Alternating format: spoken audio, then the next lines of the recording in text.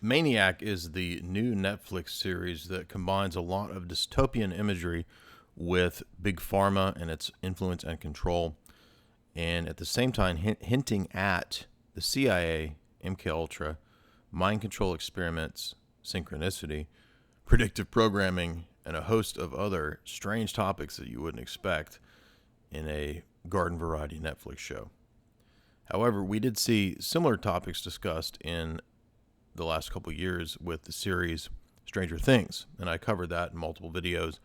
And the essay that I wrote about Stranger Things will be featured in my new book, Esoteric Hollywood 2, the sequel to the runaway bestseller, Esoteric Hollywood 1. Now, in this, we have Emma Stone and we have Jonah Hill, the two main characters, and Justin Theroux, Gabriel Byrne, and Sally Field playing secondary roles. And the series starts with a protozoa, and it's kind of given a quirky talking over. And this protozoa then fast forwards to a near future where the two characters, Jonah Hill and Emma Stone, are basically disturbed people. They've been through trauma. And of course, this is standard for characters, nothing strange here. But what's very bizarre is that the series explains itself as Kabbalistic and as Jungian psychology, archetypes, and ultimately as Gnostic. And I think what's the most surprising aspect of this, spoiler alert, is that the Jonah Hill character will explicitly explain Gnosticism in one of the key sequences. And that's really the key to understanding the entire series. So let's look at the narrative, how it progresses, and why all of these things are interconnected. Everything from the CIA's Monarch and Artichoke programs, and in fact, Monarch will actually be mentioned specifically, to all of the other esoteric, hermetic concepts that I listed in the first few minutes here, all come out, and how it connects to the CIA, LSD, and the mind control experiments, and in fact, beyond that, where it actually may be taking us, what the CEO of Netflix himself has said in regard to the future of entertainment. Believe it or not, you're actually seeing the future of entertainment in Maniac. We're told that patterns emerge and exist. Follow the pattern. The Jonah Hill character, Owen, has, we later find out, schizophrenia, or so he thinks. And it's because he sees order and regularity and patterns in the world.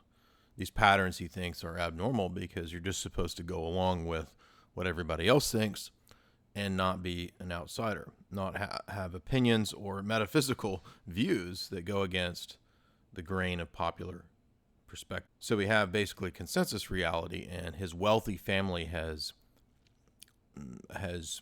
viewed him as the black sheep. He's the outsider. And so he feels the need to try to find a connection. He can't connect with anybody. He loses his girlfriend. So he's going to enter this drug program, hopefully thinking that it will help him to find the connections that he needs with other human beings. And in fact, he's actually on the verge of not understanding or knowing what's real and what's not real. So he's basically had a psychological break as a result of family trauma and his abusive father and brother.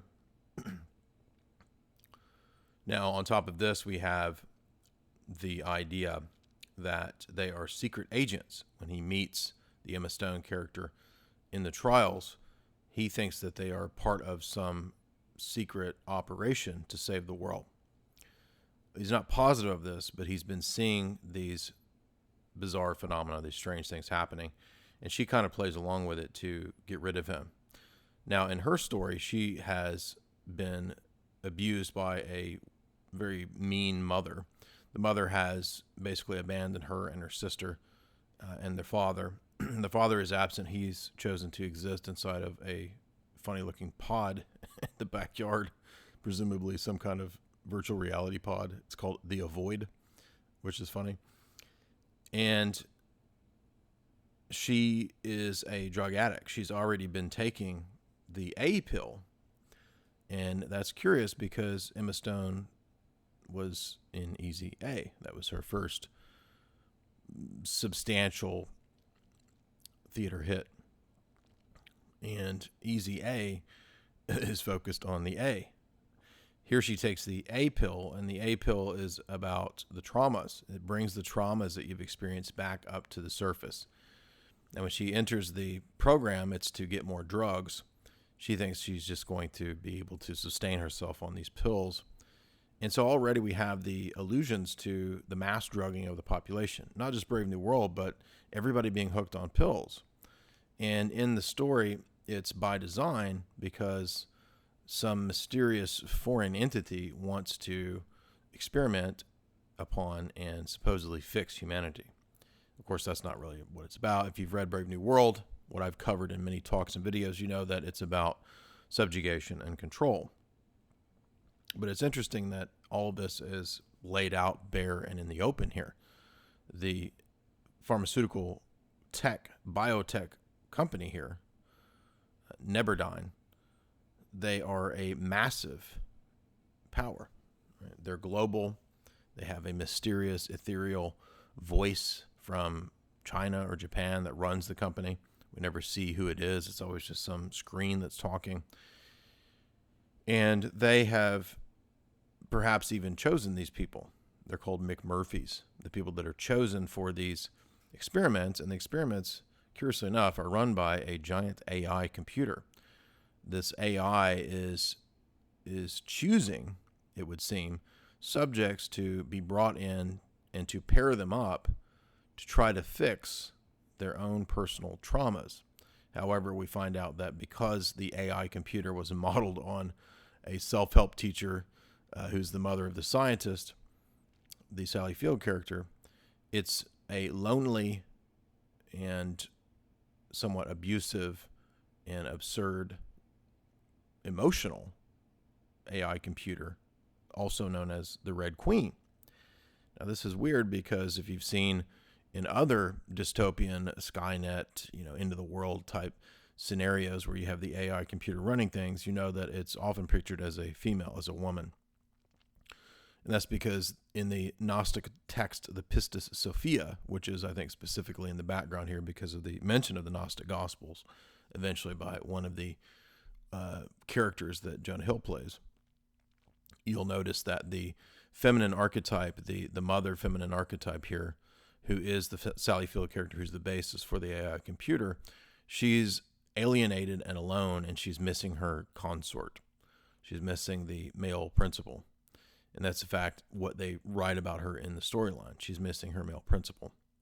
So from there, we learned that the AI then, as this lonely Gnostic Sophia principle, is trapping people inside this matrix. So at this point, it actually also becomes a kind of a allegory for Far Eastern thought in terms of Maya, the idea that the world of the phenomenal is illusory.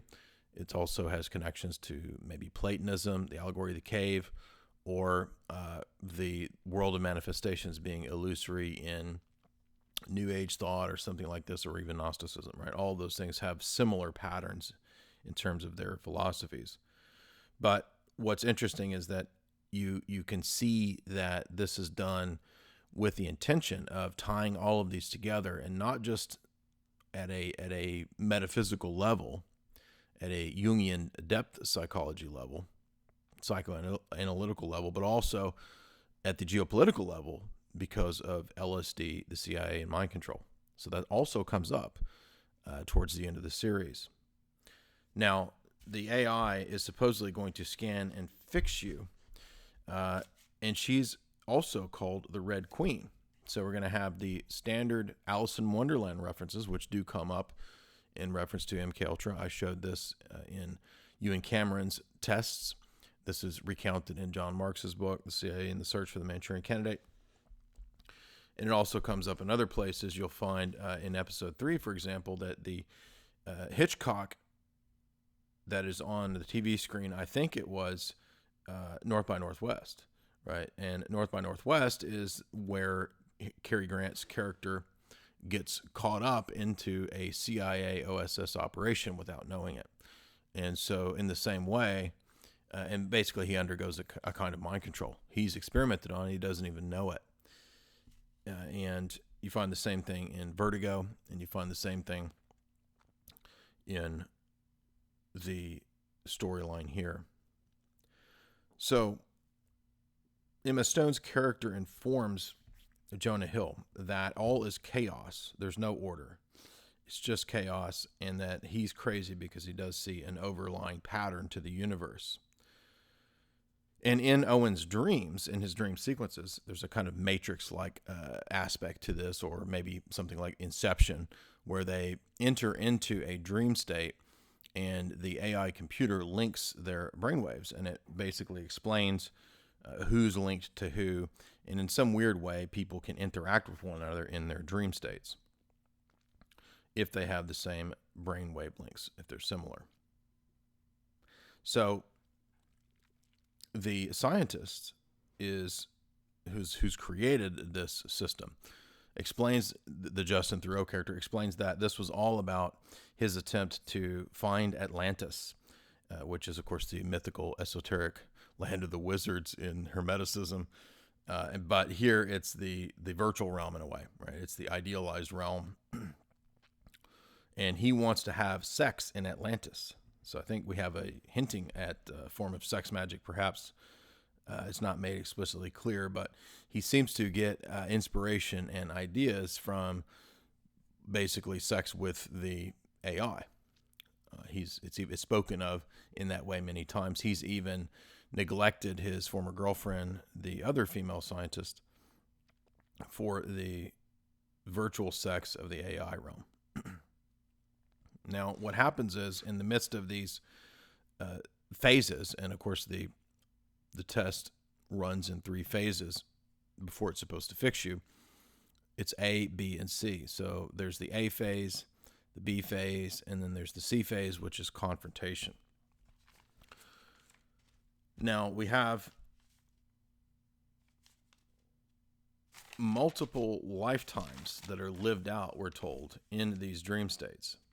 And in these dream states, these multiple lifetimes, the psychosphere, Mindlantis it's called, or the astral realm perhaps, we're told that they have to basically solve the puzzles of each one of these different lifestyles. And eventually what happens is they get a full range of experience of what they were lacking in other areas. So, for example, in one situation, the Jonah Hill character becomes a gangsta. He becomes a thug. His father is a mob boss, basically, low-level mob boss, and he's forced to inform on his father. And yet in another sequence, he's the very weak-willed, mousy character that he is in the real life, in the real world, excuse me. And so basically in each one of these sequences, they're having to discover something about themselves in terms of what was lacking. And they find that across these multiverses, across these worlds, there are archetypes, patterns, and synchronicities that link them. And so at a certain point, they begin to realize that they're not real. And so they are, in effect, dream states. So they're in their subconscious, basically, and they're having to solve the maze or the labyrinth of what's missing in their person, in their personality. So some of them are very funny. There's some really, really clever episodes. I do recommend the entire series. It is really good. But it's really when we get to the 5th episode, which is the full moon sequence, the full moon seance sequence, where we get the heavy Illuminati imagery, so to speak. It's the 1930s in this episode, and synchronicity and patterns come to the fore, where there's a party at a giant estate, and the Jonah Hill character is there to steal the lost chapter of Don Quixote. We see rainbows everywhere in this episode, and so I think we're supposed to understand this in the Gnostic Luciferian sense. Essentially, a lot of this comes from Theosophy. Theosophy is the cult associated with Madame Blavatsky and Alice Bailey, Rudolf Steiner, and others who would later go on to form his own version of it. But basically, at root here, we have a mix of Gnosticism and ancient Hermeticism, and philosophy that is syncretic. It blends a lot of systems together, but it does have a somewhat consistent series of patterns and symbols that are normative for theosophy. When we think about the Alice in Wonderland imagery, which does come to the fore here, we notice that it does have a lot of similarities to theosophy, as does the Wizard of Oz. Both of them are in ways similar to theosophical, influenced by theosophy. We see an owl early on at the seance, and the owl, of course, is the owl of wisdom, the owl of Bohemian Grove. And this owl is going to signify for him the presence of these otherworldly realms, these portals to these other realms. The tarot card deck comes out, and tarot cards, of course, are supposed to reflect archetypal patterns. Even though, ironically, they all think that the seance is a joke and it's a bunch of scam artists, even the other people at the party know this, real things begin to happen. These supernatural phenomena aren't actually supernatural. They are, in fact, because of the fact that they're in a dream state. So they're there to steal the lost 53rd chapter of Don Quixote, which is, of course, about a guy who goes crazy trying to live in the past. He's a prisoner of the past. And in this sequence, the Sally Field character plays or calls herself the goddess. She also plays the queen in other sequences. And so I think what we're supposed to derive here is, again, there's a consistent rolling out of archetypes and patterns that cross-pollinate different systems. In a way, it's like a Rubik's Cube. And this is why it's like solving a Rubik's Cube too, putting the patterns together. This is what Jonah Hill's character does throughout the series, is play with a Rubik's Cube, trying to solve it, trying to make sense of all this, to see and figure out the pattern. So in this sequence, the Emma Stone character is yanked from the seance into the ether, or into the dimension around where they are in terms of the future at the facility. And she sees that she can actually, in a way, astrally travel. She's basically projecting her higher self outside of herself.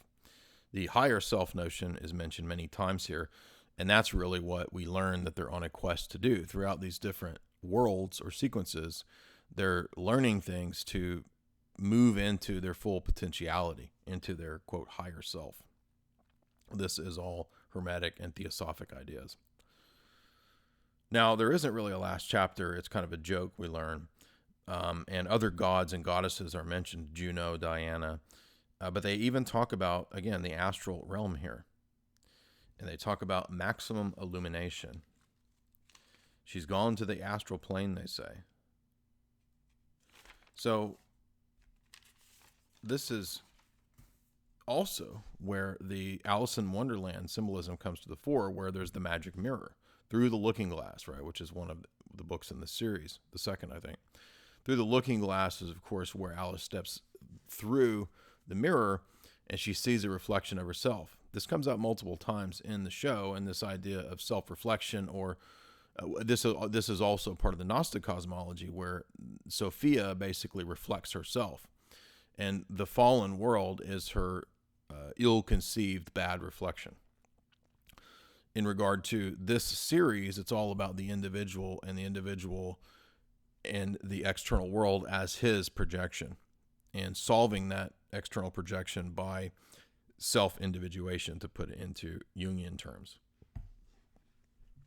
So while they're inside the mirror world, which is their own mind, they have to figure out how to not be prisoners of their own mind.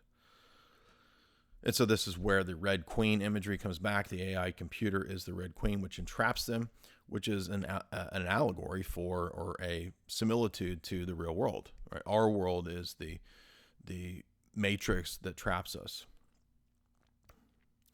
All kinds of esoteric imagery is comes to the fore in this one, including the moon. And the moon comes up later because the moon is the force that rules and keeps us bound into this plane of existence, at least in some esoteric traditions. So the moon is part of the prison, And this is why they go to the moon, to have the Lord of the Rings elvish sequence where they fight the Queen.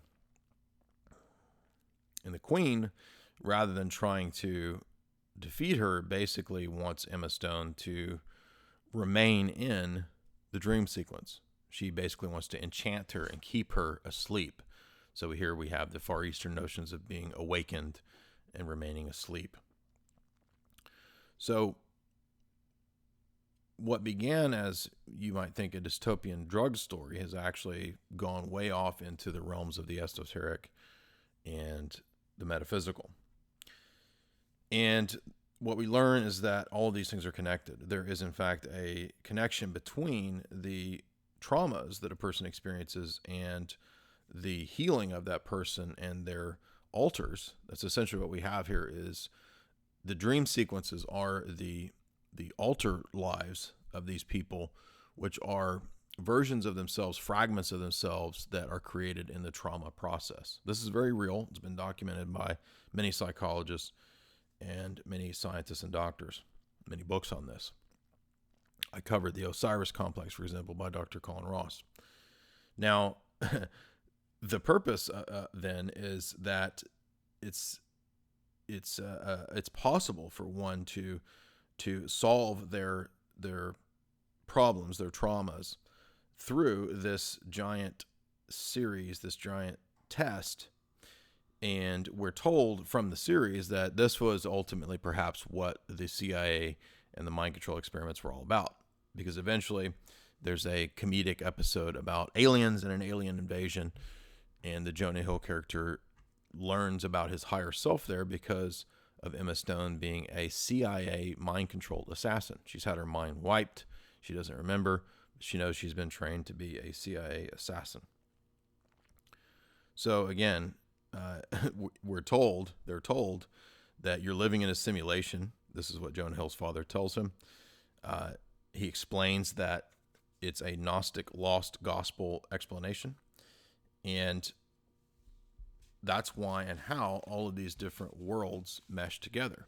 In other words, the idea is, what if, when we're in the dream state, our collective unconscious, our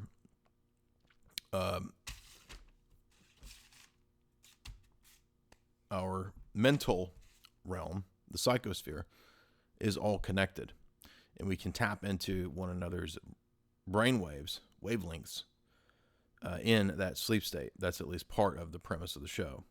That's how, for example, when he's watching TV as a gangster, he sees the Lord of the Rings type show that Emma Stone's character is living out. The reason for that was that Emma Stone needed to overcome the trauma of being cruel to her sister and not seeing things from her sister's vantage point. And of course, her sister was a big fan of fantasy novels, we're told. And so she's forced to live out things as a way for her to broaden her experience and to see things from another vantage point. But it's very interesting that episode 9, with the Snorri character, the NATO CIA operation, we're told that this is all taking place at NATO, and that there's an underground base at NATO in Brussels where mind control subjects are being held, and that they're put there in order to be put under, and that in fact not only has the AI been taking people and putting them in these situations, there's actually comatose people who are being put into these simulations in this program, and they're being kept there as part of this experiment.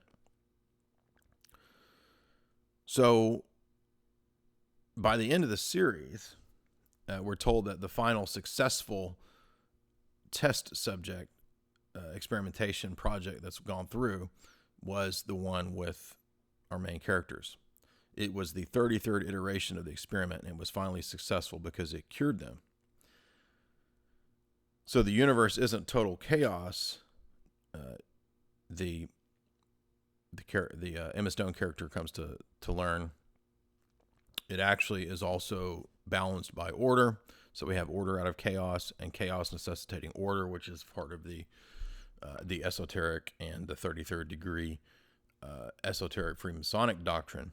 that evil and good, chaos and perfection are part of the same balance. They're necessary to one another, which is not true, but it's their teaching, which is just the same as Far Eastern thought in that regard, the yin and the yang. But I want to point out that the nods to the CIA and MK Ultra and mind control assassins and wiping the mind is made very explicit in episode 9, and it's at episode 9 where we see when she solves her own personal dilemma.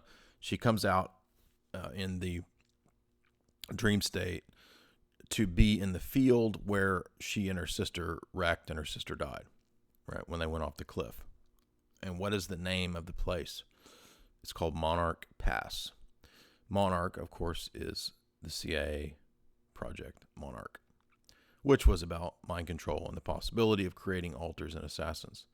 So when we leave the story, what we come away with here is the idea that, well, yeah, a lot of crazy stuff went down, but chaos is all part of the big plan and it's part of order. It's necessitated by it. They necessitate one another. And we live in a simulation. The simulation is like a dream state. And don't worry, NATO, the CIA, MK Ultra, and the big pharmaceutical biotech companies that are behind all this, they're there to fix us. They want to help us. They want to fix us. That's why they've got us addicted to all these drugs. That's why we live in a brand new world. It's to help us. And in fact, if you look at this article, which I've mentioned many times on many shows, Netflix and drugs. The Netflix CEO contemplates the future of entertainment. Isn't that interesting? What does he say? He says in the future he sees entertainment becoming a situation where you take pharmaceuticals and that's part of your television experience. The drugs, I guess, will enhance the show, and they will be nootropic, and they will target certain centers of the brain. Wow. So in other words, you've heard me many times say that MK Ultra was ultimately intended to be played out upon the public. That's what this show is about. They are the test subjects. And in fact, you and I are the test subjects for a giant global Neberdine program, of which Netflix is a part. This is Jay Dyer from Jay's Analysis. If you like this analysis, you can check out more in my book, Esoteric Hollywood. You can get signed copies at my website, the link below. Also, share this and link it and thumbs it up if you like it, and subscribe to my channel. Thank you.